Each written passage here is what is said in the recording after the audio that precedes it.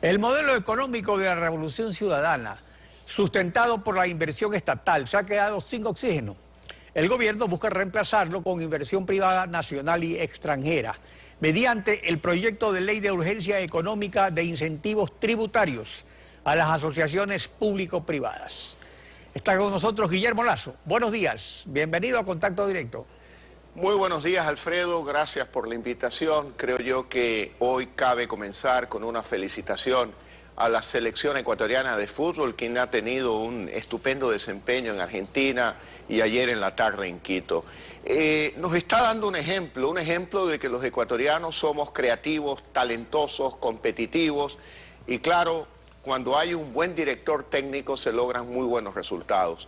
Eso es lo que necesita Ecuador, un buen director técnico, un buen administrador que permita a cada ecuatoriano, respetando su libertad individual, desarrollar su capacidad creativa para que se haga cargo del partido de su vida por sí solo y sin el dirigismo del Estado. La crítica situación presentada se debe a factores externos, cíclicos y previsibles. Sin embargo, no es hora de inculpaciones exclusivamente, sino de aportar con soluciones inmediatas para superar la difícil situación, más allá de los cálculos electorales que son legítimos para el 2017. Guillermo Lazo ha estado y está dispuesto a brindar su aporte para soluciones inmediatas. Vea, Alfredo, usted dice no es época de inculpaciones. Es que cuando aquella inculpación es el factor fundamental de la crisis, no podemos quedarnos callados, no podemos ser cómplices de una situación que está afectando seriamente a la economía y a la generación de empleo en el Ecuador. El responsable de esta crisis se llama Rafael Correa Delgado. Él es un mal administrador y causante de esta crisis. Hoy, con paños tibios, plantean una ley de alianza público-privada, cuando la mejor alianza público-privada es la actitud de un gobierno que respete al sector privado, que respete el espacio del protagonismo que tiene en el desarrollo del país y en la generación de empleo. Y ya vemos que en los últimos 9 años lo único que ha habido es críticas y una actitud agresiva como la del discurso del 9 de octubre en contra de los sectores privados ecuatorianos. Con una ley no se va a superar esta ideología del dirigismo de un Estado cuyo modelo ha fracasado. ¿Por qué? Porque se apoyaron en los altos precios del petróleo, en el alto endeudamiento público y pusieron a un lado a los ciudadanos. El proyecto es urgente, es decir, que busca una respuesta inmediata de los inversionistas privados.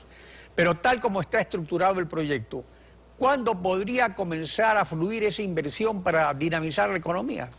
Mire, Alfredo, yendo al proyecto en específico, creo yo que es un proyecto muy restrictivo. Simplemente aplica para 3 actividades fundamentales: puertos, aeropuertos y carreteras.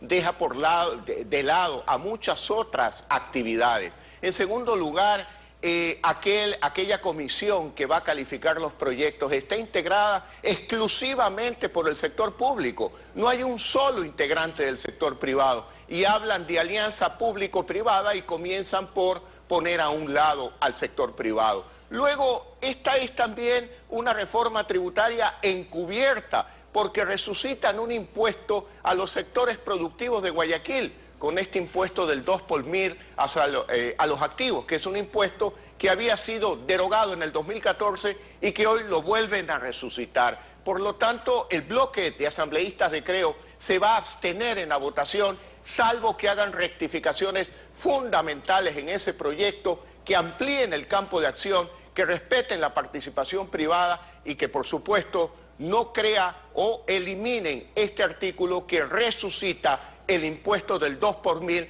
a los sectores productivos de Guayaquil.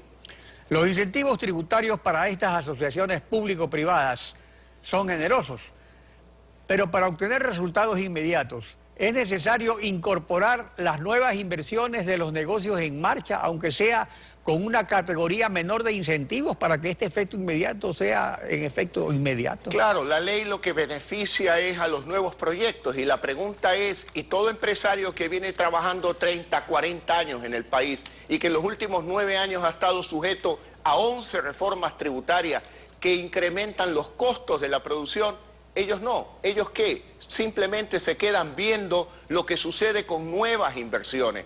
Mire, el mejor acuerdo de alianza público-privada es la actitud de un gobierno que respete al sector privado, que genere confianza, que genere credibilidad.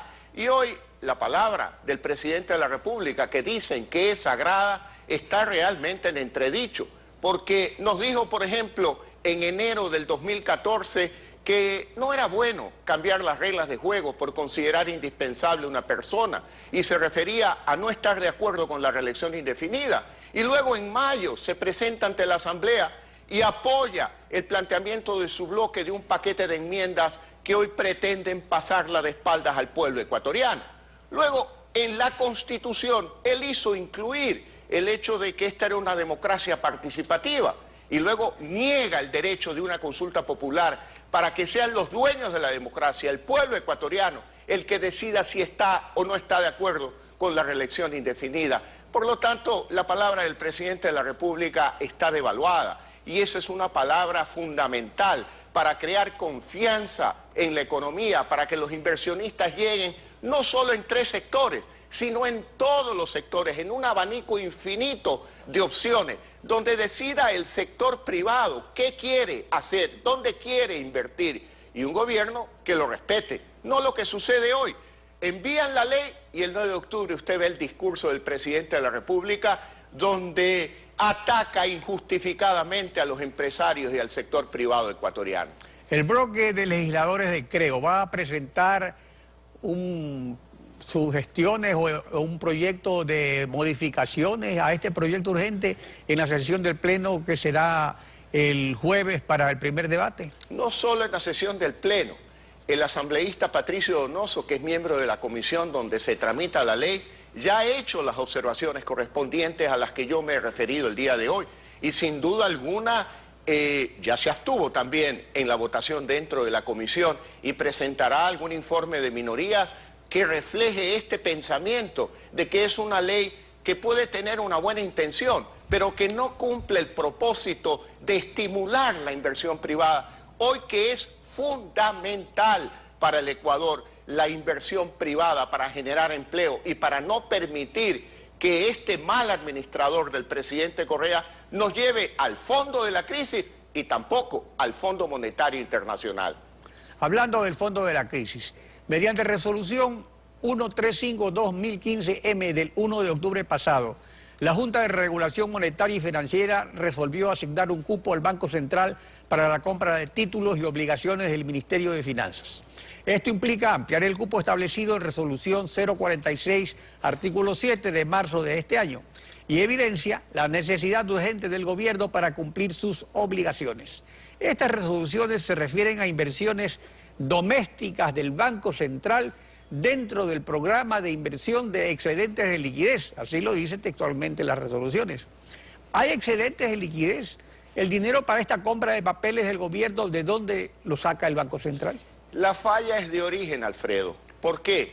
Porque en una economía sana hay un Banco Central independiente que actúa de contrapeso a la política tributaria, fiscal del gobierno nacional. Pero en este caso, con esa reforma del Código Monetario, lo que se ha logrado es entregarle otro poder más al gobierno nacional. ¿Para qué? Para que lo mal utilice, porque no deberían utilizarse las reservas del Banco Central para adquirir bonos del Estado y así seguir financiando el dispendio de los recursos públicos, porque un mal administrador como Correa lo que ha hecho es malgastar una gran bonanza petrolera de los últimos 9 años, donde ha tenido la oportunidad de administrar 230.000 millones de dólares, y ya vemos cómo los ha malgastado con esa inversión de 1.200 millones de dólares en la refinería del Aromo, donde no existe refinería del Pacífico y donde en el Aromo solo hay un terreno que produce maleza. Por lo tanto, la solución no es darle más recursos al gobierno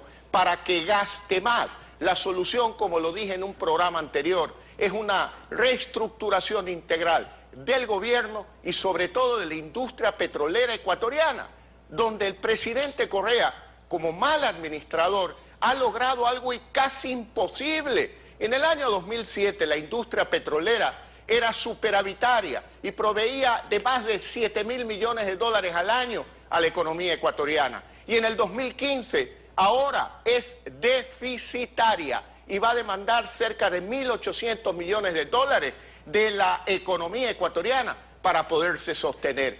Esta es una clara demostración que estamos en manos de un mal técnico, de un mal administrador, y es el momento de señalarlo. No podemos andar con las alcahueterías de decir no hay que buscar culpables, pero él es el que genera esta crisis y hay que decirlo con claridad. Aquellos que estamos convencidos de cuál es el camino correcto para volver a transitar por el crecimiento económico, para generar oportunidad de empleo para la familia ecuatoriana. No podemos soslayar esta situación y tenemos que advertir que el principal factor de la crisis es que el Ecuador hoy está en manos de un mal administrador como lo es el presidente Correa.